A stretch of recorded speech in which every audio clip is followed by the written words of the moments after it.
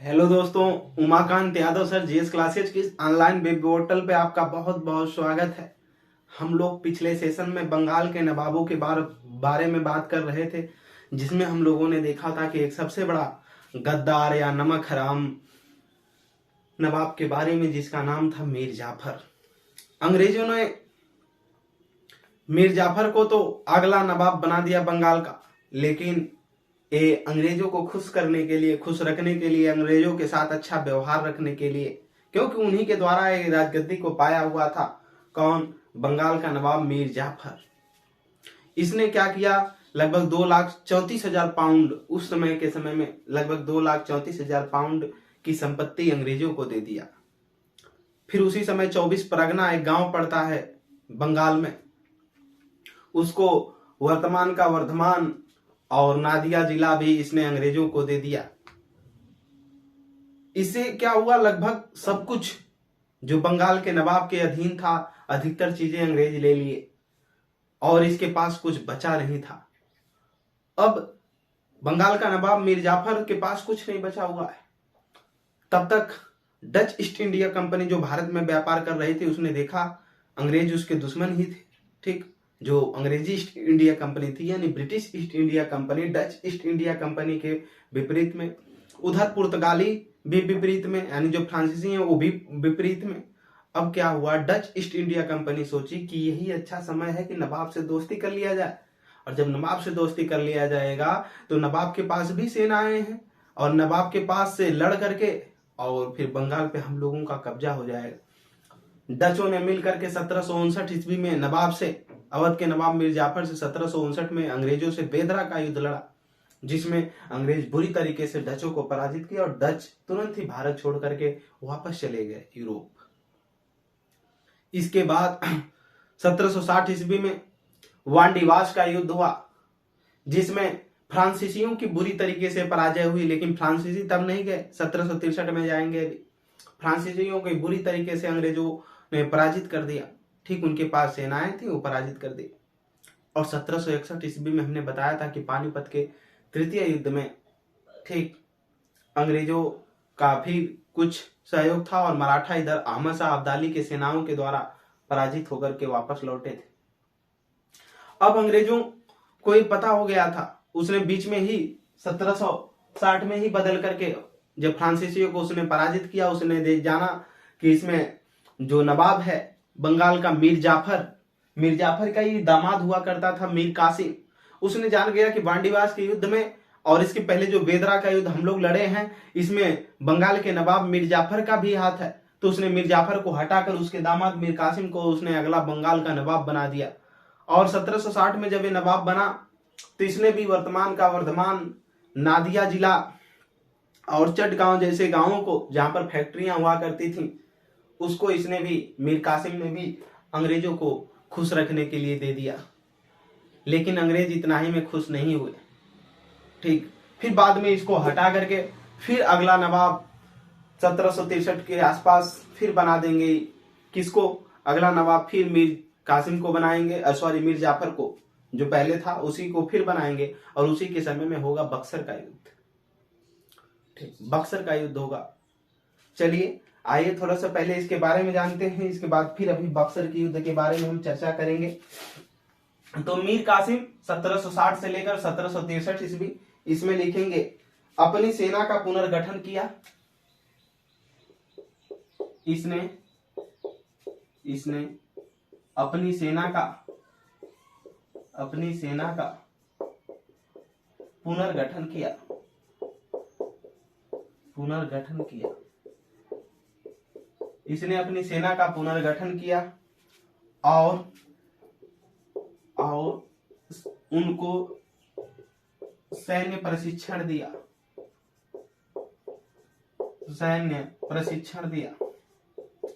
इसको भी पता था कि अंग्रेजों से अगर लड़ना है तो सेनाएं बेहतरीन होनी चाहिए, तभी लड़ सकते हैं। ठीक, आगे लिखेंगे इसने अपनी राजधानी,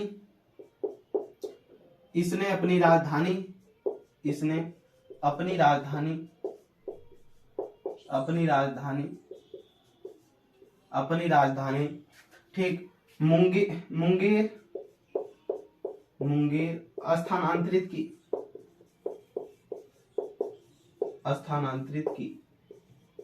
इसके पहले कहाँ हुआ करती थी? मुर्शिदाबाद हुआ करती थी। ठीक, इसने मुंगेर बनाया और यहीं पर लिख लीजिएगा एक तोपखाने का निर्माण करवाया। तोपखाने का निर्माण, इसने तोपखाने का निर्माण भी करवाया यहीं पर। ठीक, 1763 में अंग्रेजों ने, लिखेंगे 1763 ईस्वी, अंग्रेजों ने मीर कासिम पर आक्रमण किया। अंग्रेजों ने मीर कासिम पर आक्रमण किया।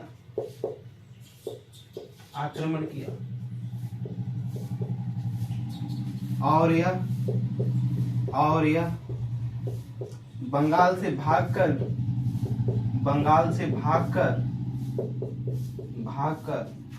अवध के नवाब के पास शरण लिया। अवध के नवाब के पास शरण लिया।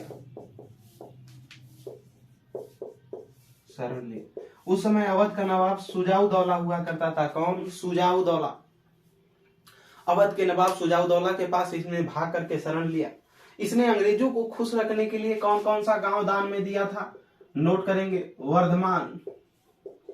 वर्धमान, नादिया जिला, नादिया।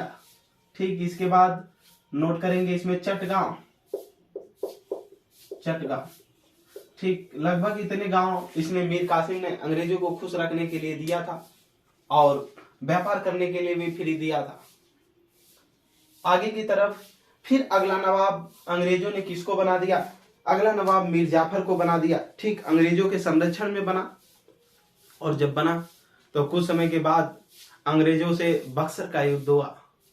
ठीक, बक्सर का युद्ध 22 अक्टूबर 1764 को बक्सर बिहार में पड़ता है, युद्ध हुआ, जिसमें बंगाल का नवाब और अवध का नवाब और दिल्ली सल्तनत की जो सेना थी, शाह आलम द्वितीय, ये तीनों एक तरफ मिल करके अंग्रेजों के भी चाहते थे कि बंगाल इसको भगा दिया जाए। ठीक, और इसको पराजित करना है और अंग्रेजों को पराजित करके स्वयं फिर से शासन स्थापित करना है। इसलिए तीनों ने मिल करके लड़ा। लेकिन इसमें भी जो अंग्रेज सेनापति हेक्टर मुनरो था, इन तीनों को पराजित किया और पराजित होने के बाद फिर से अंग्रेजों ने अपनी शासन पद्धति को बदल करके अलग अलग तरीके से नीतियां चलाई। और आगे की तरफ फिर अभी हम चर्चा करते हैं। पहले लिखेंगे बक्सर का युद्ध। नवाब का नाम लिखेंगे, फिर से बन गया है कौन? मीर जाफर। ठीक, मीर जाफर। कहानी देखिए, इसमें बहुत सी है। ठीक, अभी बक्सर का युद्ध क्यों हुआ, कैसे हुआ, ठीक, इन सारी चीजों को हम चाह रहे हैं कि जब यूरोपीय कंपनियों को पढ़ाएंगे जोड़ करके, उस समय सारी कहानियों को आपके दृष्टि पटल के सामने रखेंगे। ठीक, अभी इसलिए नहीं रख रहे हैं कि यहाँ से बहुत सी चीजें, जैसे वेदरा का युद्ध हुआ, वांडीवास का युद्ध हुआ, पानीपत का तृतीय युद्ध, ये कैसे हुए, क्यों हुए, क्या क्या चाहते थे, इसको अगर एक साथ जोड़ करके जब रखा जाएगा तो आपको चीजें समझ में आएंगी। तो थोड़ा सा धैर्य बनाए रखिएगा, बस नोट करिए, लिखिएगा इसमें मीर जाफर। फिर से देखिए पुनः क्या बन रहा है? अगला नवाब बन रहा है। क्या? अगला नवाब बन रहा है। लिखेंगे 1763 से लेकर 1765 ईस्वी। ठीक, कोष्टक में लिख लीजिएगा अंग्रेजों के संरक्षण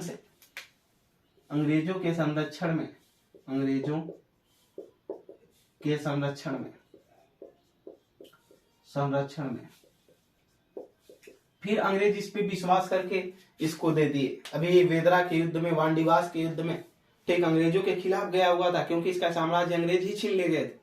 तो इसमें पुर्तगालियों और फ्रांसीसियों और डचों ने कहा कि ठीक है, हम आपको शरण दे रहे हैं, मतलब अपनी सेनाएं दे रहे हैं, आप जो है हमारे यहाँ हमारा साथ दीजिए, हमको यहाँ व्यापार करने का, हमको भी व्यापार करना है, आप साथ देंगे तो हम इनसे लड़ेंगे। ठीक, तो इसने क्या किया? साथ दिया। इसीलिए अंग्रेज इससे छीन करके पूरे साम्राज्य को मीर कासिम को थमा दिया था, इसके दामाद को। फिर मीर कासिम ने भी वही गलतियां करने लगा, फिर मीर कासिम से छीन करके फिर इसको अंग्रेजों ने विश्वास करके मीर जाफर को दे दिया। और दिया तो क्या हुआ? लिखेंगे 22 अक्टूबर 1764 लिखेंगे ईस्वी। बक्सर का युद्ध बक्सर का युद्ध, बक्सर का युद्ध, बक्सर का युद्ध। ठीक, इसमें लिखेंगे ऐसे तीर बना करके। ठीक,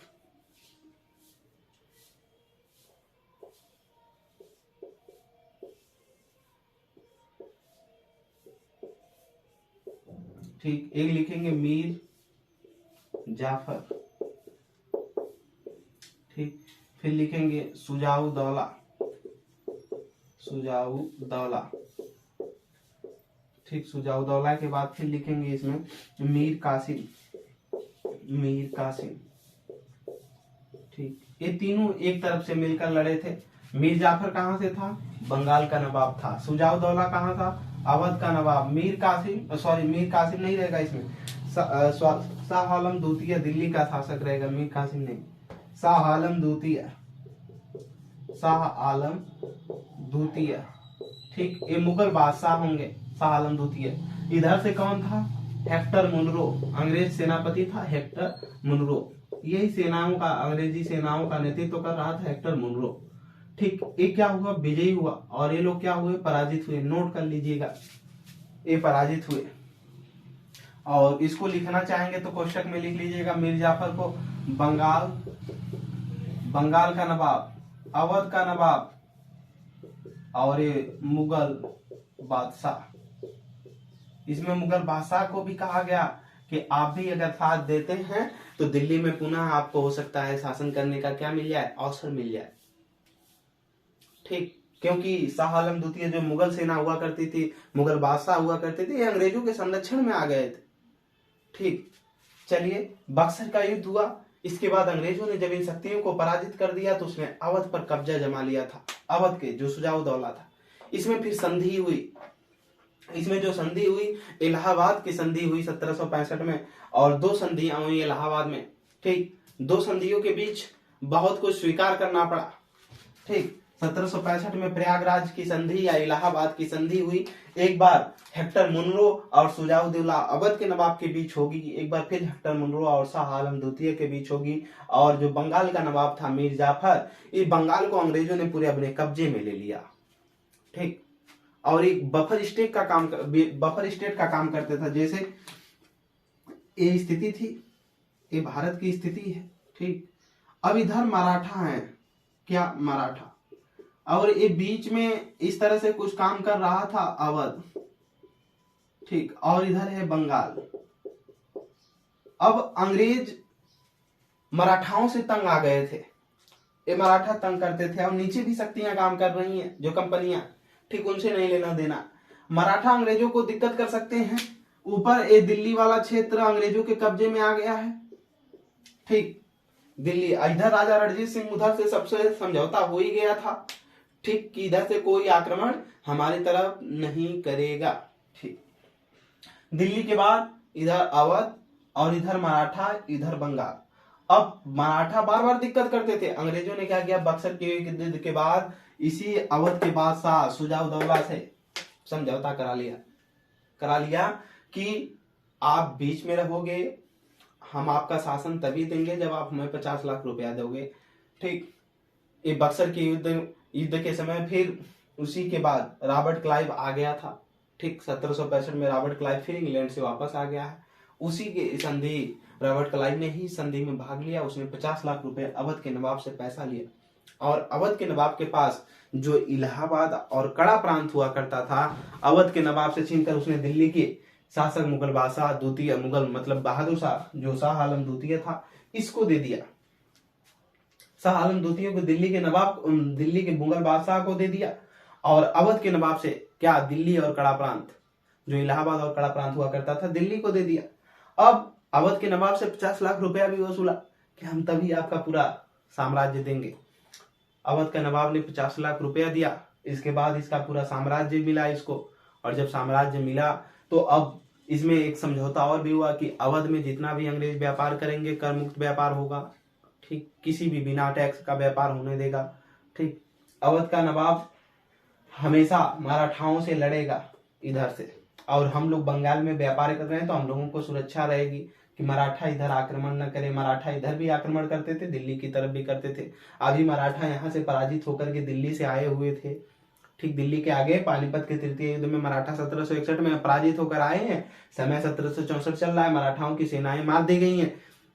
मराठा तो अभी अपनी सेना मजबूत करने में लगे। अंग्रेज ये सोच रहे थे कि हमने दिल्ली को, अवध को, बंगाल को, इन क्षेत्रों को कब्जा कर लिया, अगर इन पर तुरंत हम शासन करना स्टार्ट कर देंगे तो ये फिर मराठा जो है सेना मजबूत करके इधर से आ सकते हैं। और इधर अफगानिस्तान क्षेत्रों में ईरान, अभी अहमद शाह अब्दाली जीत करके तृतीय युद्ध में, पानीपत के तृतीय युद्ध में जीता और उसने वापस नहीं गया था, अभी वो है। ठीक, पानीपत के तृतीय युद्ध के पराजित होने के बाद वो अफगानिस्तान में रुका हुआ था। इसलिए अंग्रेजों को ये डर था कि इधर से मराठा और उधर से अहमद शाह अब्दाली भी पुनः आक्रमण कर सकता है अगर हम डायरेक्ट दिल्ली, अवध और बंगाल पर कब्जा कर ले। इसलिए अंग्रेजों ने इस डर की वजह से दिल्ली, अवध और बंगाल पर फिर से इसने अवध के नवाब को और दिल्ली के जो मुगल बादशाह हुआ करते थे उनको बुलाकर कहा कि महोदय, आप अपने राज्य को संभालते रहिए, बस हम प्रतिवर्ष आपको पेंशन देने का काम करेंगे। आप अवध के जो नवाब हुए इनसे कहा कि आप बंगाल से सुरक्षा दीजिए और इधर मराठाओं से लड़िए, सेना की जरूरत पड़ती है, आप हमको पैसा दीजिए, सेना के बदले हम अपनी सेना की टुकड़ी आपको देते हैं और सेनाएं आपसे क्या करेंगी, लड़ती रहेंगी। ठीक, आपसे सेनाएं, हमारी सेनाएं जाएंगी और आपकी सहायता करेंगी, आप मराठाओं से लड़िए। सोचिए अंग्रेजों का दिमाग, इसने बफर स्टेट के काम में के रूप में रख दिया। बफर स्टेट का मतलब, हमेशा चाणक्य कहा करते थे कि जब दो राज्यों के मध्य झगड़ा हो तो उनके बीच अगर एक बफर स्टेट होता है तो झगड़ा की आशंका, ये सारी चीजें कम हो जाती हैं सीमाओं को वगैरह लेकर के। जैसे भारत और चाइना के बीच तिब्बत है तो एक बफर स्टेट के रूप में काम करता है। ठीक, तो यही चीज है। अब अवध, बंगाल और मराठाओं के बीच क्या करता था, बफर स्टेट का काम करता था। ठीक, मराठा पहले अवध से पराजित होंगे तभी बंगाल जाएंगे। अब अवध के नवाब को इधर लगा दिया लड़ने के लिए अंग्रेजों ने और अपने स्वतंत्र रूप से बंगाल को कब्जे में करके व्यापार करना स्टार्ट कर दिया। ठीक, और दिल्ली के जो मुगल बादशाह हुए इन सबको धीरे धीरे पेंशन पर कर देंगे अंग्रेज। यानी भारत को धीरे धीरे, वो डायरेक्ट कब्जा नहीं करना चाहते, क्योंकि कल के लिए बंगाल के नवाब पे डायरेक्ट बंगाल पर कब्जा करके और स्वयं से वो वसूलने लगेंगे वहां के लोगों के राजस्व। तो कौन राजस्व देगा? हमने बताया ना कि भाई आपके गांव में 2 4 10 लोग आ जाए, मुट्ठी भर लोग, और पूरे गांव में कह दे कल से ये नियम चलेगा, कल ये होगा, और कल से कोई भी बाहर इतने टाइम के बाद नहीं निकलेगा, कल इतना सबको टैक्स जो देना होगा हमको देना होगा। तो आप कहेंगे कौन सा नवाब आ गया है कि नवाबी झाड़ रहा है हमारे गाँव में आकर के, वो भी मुट्ठी भर लोग हैं। ठीक, आप पकड़ करके गाँव की जनता उनको कूट देगी। ठीक, यही चीज थी। अंग्रेज जानते थे कि अगर ये सारी चीजें यहाँ की जनता को पता चल गया तो ये हमको टैक्स तो देंगे नहीं। यहाँ की जनता तो कहेगी हम इसके पहले मीर जाफर को टैक्स देते थे, मीर कासिम को टैक्स देते थे, सिराजुद्दौला को टैक्स देते थे, मुर्शिद कुली खां को टैक्स देते थे। आप कौन होते? कौन हेक्टर मुनरो? कौन रॉबर्ट क्लाइव? हम नहीं जानते। इनको पकड़ करके कूटेगी। ऐसी वजहों से अब अंग्रेज डरे हुए हैं यहाँ की जनता से, और उसने क्या किया कि बंगाल में, बिहार में, उड़ीसा में, इन प्रांतों में इन्होंने नवाब को अपने कब्जे में कर लिया। और नवाब को कब्जे में करने के बाद यहाँ पर इसने उप दीवान बना दिए। उप दीवान बना करके इसने क्या किया कि वहां पर जो क्षेत्र हुआ करते थे उप दीवानों को सौंप दिया। उप दीवान करते थे टैक्स वसूलने का काम, और टैक्स वसूल करके अंग्रेजों को दिया करते थे।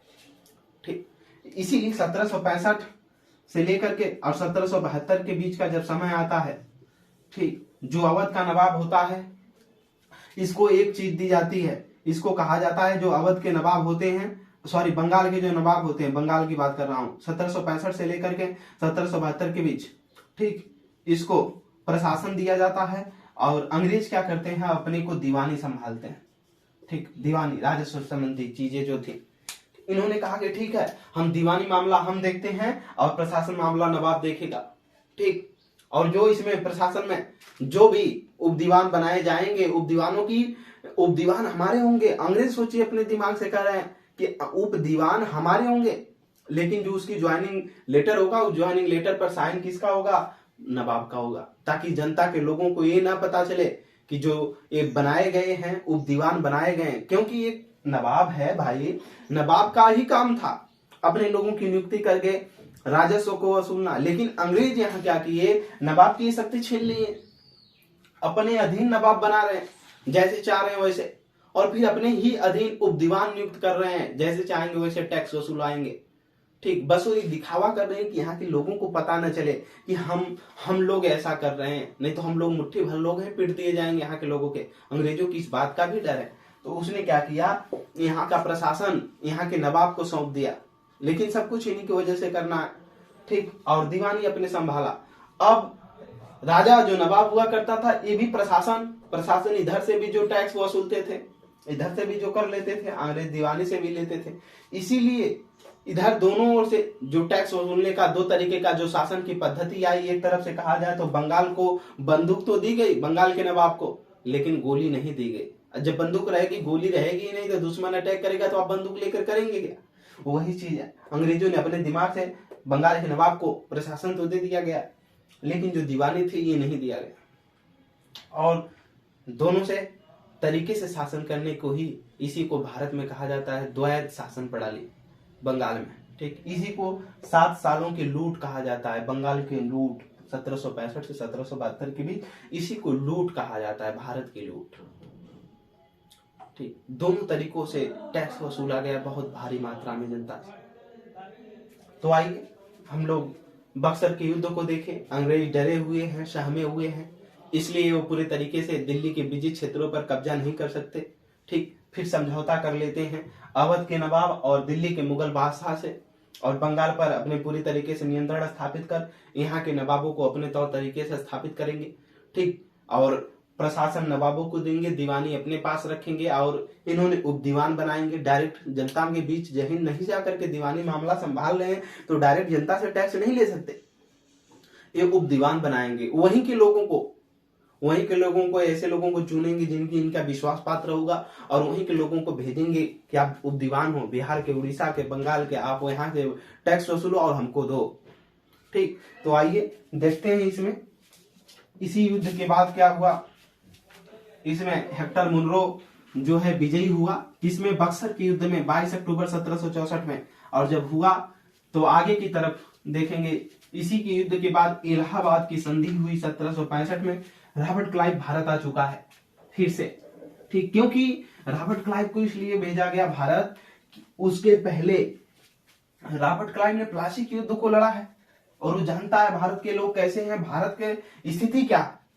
अंग्रेजों ने सोचा कि भारत में चलने के बाद कई युद्ध हो चुके हैं, प्लासी का युद्ध, प्लासी के युद्ध के बाद बेदरा का युद्ध, बेदरा के युद्ध के बाद वांडीवास का युद्ध, वांडीवास के युद्ध के बाद इसके बाद पानीपत का युद्ध हो गया, अब बक्सर का भी युद्ध हो गया। इतने इतने बड़े युद्ध हो गए, काफी लोग एकदम हताश हो चुके हैं। तो इन्होंने कहा कि भारतीय अब जान जाएंगे इस बात को तो बहुत दिक्कत हो सकती है, इसलिए समस्या कोई उत्पन्न न हो और अंग्रेजों की आय धीरे धीरे बढ़ती रहे। अंग्रेज इस चालाकी से काम करने के लिए भारत आए हैं। ठीक, रॉबर्ट क्लाइव को इसीलिए पुनः यहाँ का जो है बना करके फिर से अंग्रेज सेनापति या बंगाल का नवाब के रूप में वो फिर आ रहा है। ठीक, अभी बंगाल के जो गवर्नर जनरल स्टार्ट होंगे, केवल गवर्नर पहले वारेन हेस्टिंग्स बनेगा। ठीक, तो अभी ये आया हुआ है रॉबर्ट क्लाइव, फिर लिखेंगे 1765 में रॉबर्ट क्लाइव पुनः भारत आया गया। 1765 ईस्वी बक्सर के युद्ध के बाद फिर तुरंत इसको कंट्रोलिंग की स्थिति लाने के लिए पूरे भारतीयों में, ठीक, इसको भेजा गया। लिखेंगे रॉबर्ट क्लाइव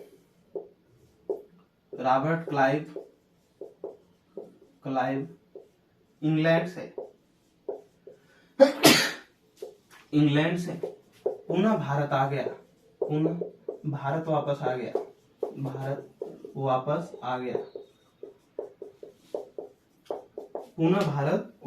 गया। ठीक, जिसको बंगाल का प्रथम गवर्नर बनाया गया, जिसको बंगाल का प्रथम गवर्नर बनाया गया। बंगाल का प्रथम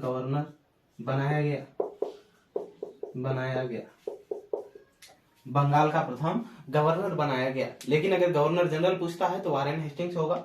बंगाल का प्रथम गवर्नर बना दिया गया। ठीक, लिखेंगे 1765 में इलाहाबाद की संधि, 1765 ईस्वी इलाहाबाद की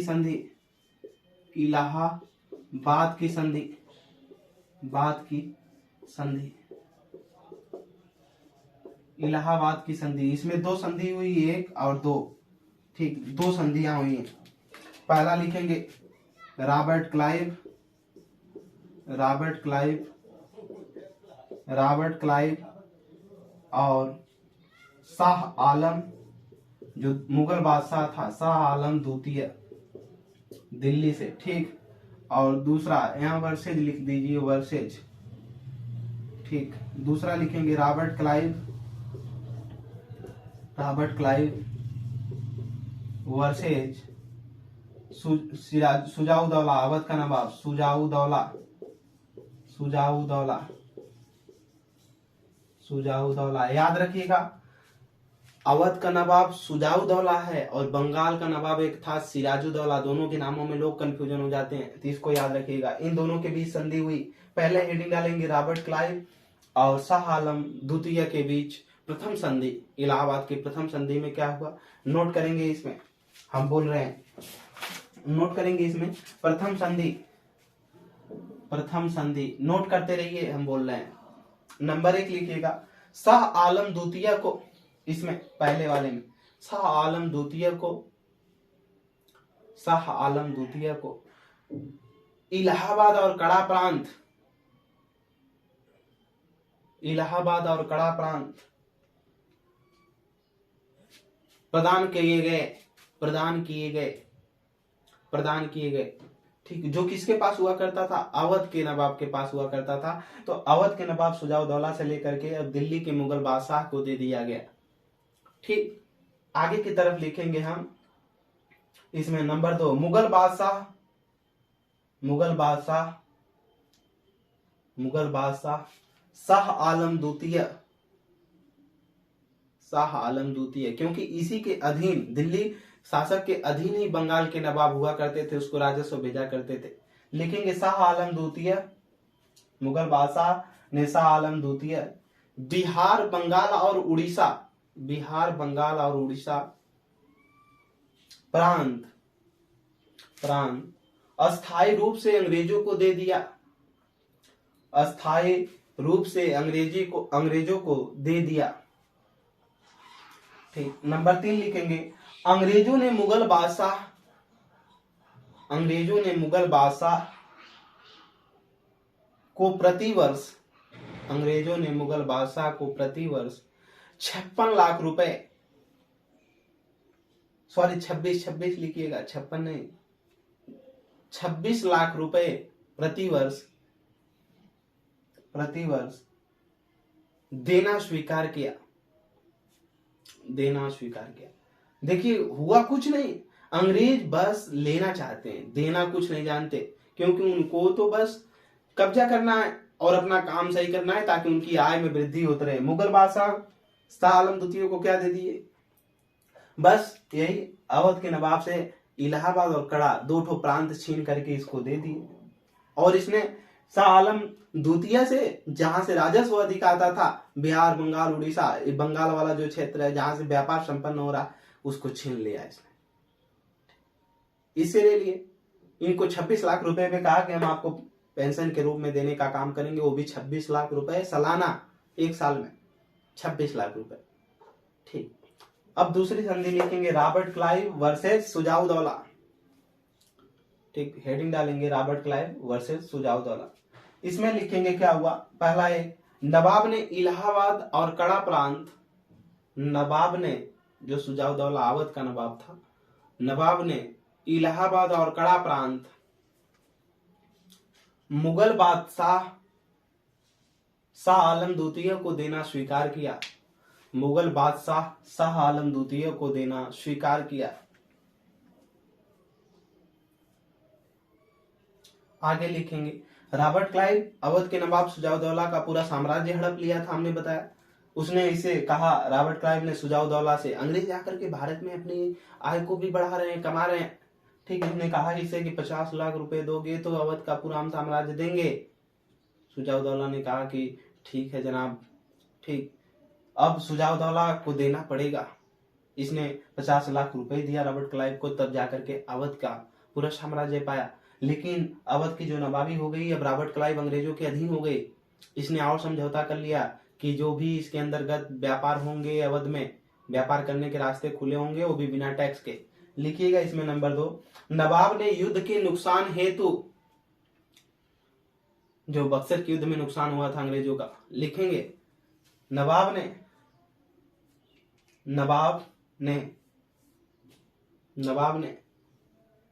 युद्ध में नुकसान की भरपाई करने हेतु 50 लाख रुपए रॉबर्ट क्लाइव को दिए। नुकसान की भरपाई करने हेतु 50 लाख रुपए रॉबर्ट क्लाइव को दिए। और चुनारगढ़ का किला जो था, चुनारगढ़ का किला पर अंग्रेजों का अधिकार स्वीकार किया गया अवध के नवाब के द्वारा। चुनारगढ़ का किला, ठीक, जो मिर्जापुर वाला क्षेत्र था। आगे की तरफ नोट करेंगे, अंग्रेजों को अवध में व्यापार करने का अधिकार दिया गया, फ्री पास। अंग्रेजों को अवध में व्यापार करने का फ्री पास दिया गया। गाजीपुर और बनारस प्रांत भी अंग्रेजों के अधीन हो गया। गाजीपुर और बनारस प्रांत भी अंग्रेजों के अधीन हो गया। नोट करेंगे, गाजीपुर और बनारस प्रांत भी अंग्रेजों के क्या हो गया, अधीन हो गया। ठीक, ये रहा इलाहाबाद की प्रथम और द्वितीय संधि। अगला नवाब लिखेंगे मीर जाफर का ही पुत्र नजमुद्दौला को इन लोगों ने क्या बनाया, अगला नवाब बनाया। किसने, अंग्रेजों ने। ठीक, अब पूरी नवाबी किसके हाथ में है, अंग्रेजों के हाथ में है। बस वो एक दिखावा कर रहे हैं। ठीक, नोट करेंगे अगला, इसी का पुत्र अगला आया, कौन, नजमुद्दौला।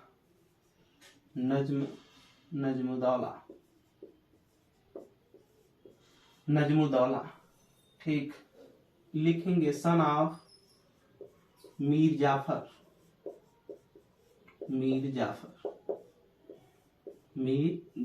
नोट कर लेंगे, नजमुद्दौला मीर जाफर का क्या था, पुत्र था। समय लिखेंगे 1765 से लेकर 1766 ईस्वी तक। 1766 ईस्वी तक। ठीक, इसको अंग्रेजों ने कहा कि प्रति वर्ष आपको कितना दिया जाएगा, 50 लाख रुपए प्रति वर्ष। 50 लाख रुपए, 50 लाख प्रति ईयर्स, इतना दिया जाएगा। आप चुपचाप बैठ करके जो हम लोग कर रहे हैं देखते रहिए। बस आपको, इनको केवल क्या दिया गया, इनको कहा गया कि आप बस क्या संभालिए, प्रशासन। और अंग्रेज क्या संभालेंगे, हमने अभी बताया है, कुछ समय पहले समझाया था। अंग्रेज क्या संभालेंगे, दीवानी संभालेंगे। और इसने दीवानी के लिए क्या नियुक्त कर दिए, उप दीवान बना दिए। क्या उप दीवान नियुक्त कर रहे हैं। ठीक, उप दीवान क्या करेंगे, राजस्व को वसूलने का काम करेंगे।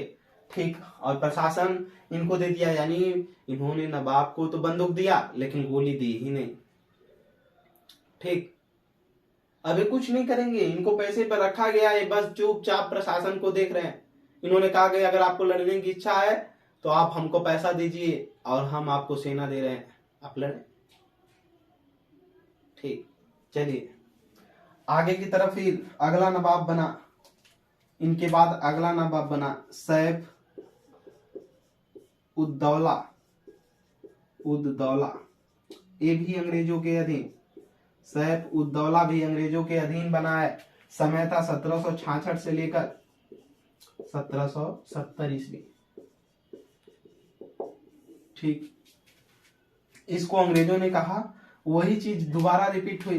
प्रति वर्ष 12 लाख रुपए, 12 लाख रुपए प्रति वर्ष देने को क्या कर लिया, स्वीकार कर लिया कि आपको कितना दिया जाएगा, प्रति वर्ष 12 लाख रुपए। धीरे धीरे कम हो रहा है। इसके बाद अगला जो नवाब बना मुबारक उद्दौला।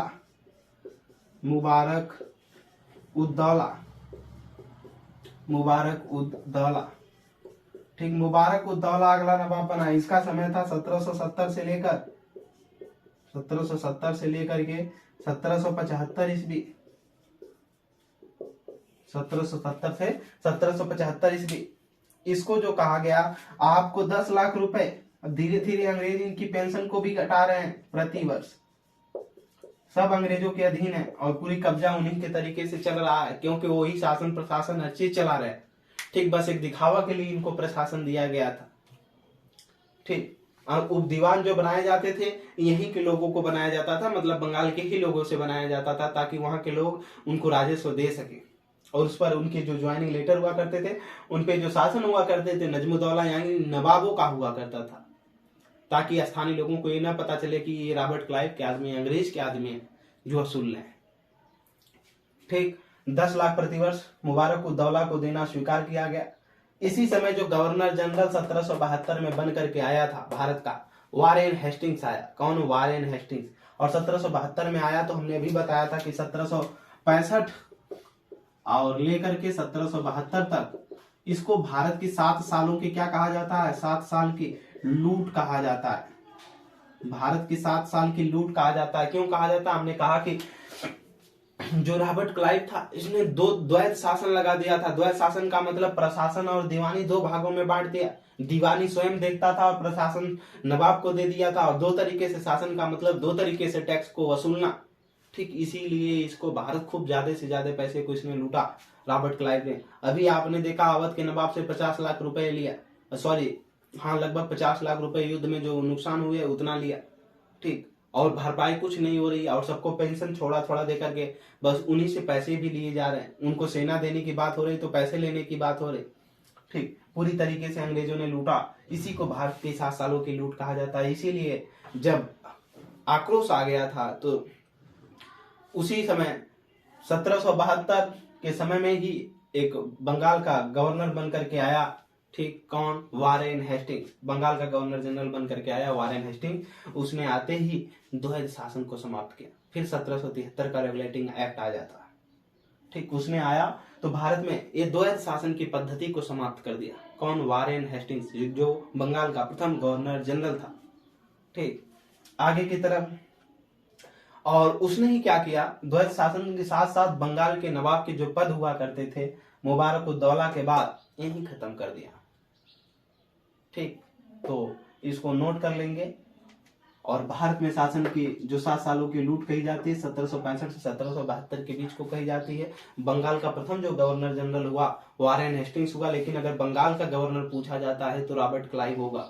इसको नोट कर लीजिएगा। आज के लिए इतना ही। ठीक, इसके बाद बंगाल के नवाबों को हम लोगों ने पढ़ लिया। अगले समय से हम लोग अगली कक्षाओं से यूरोपीय कंपनियों का आगमन देखेंगे सीधे सीधे। इसके बाद 1857 की क्रांति होगी। फिर देश आजादी की तरफ बढ़ेगा और आजादी के बाद खत्म होगा इतिहास। फिर अगली तरफ हम लोग विश्व के इतिहासों की तरफ बढ़ेंगे।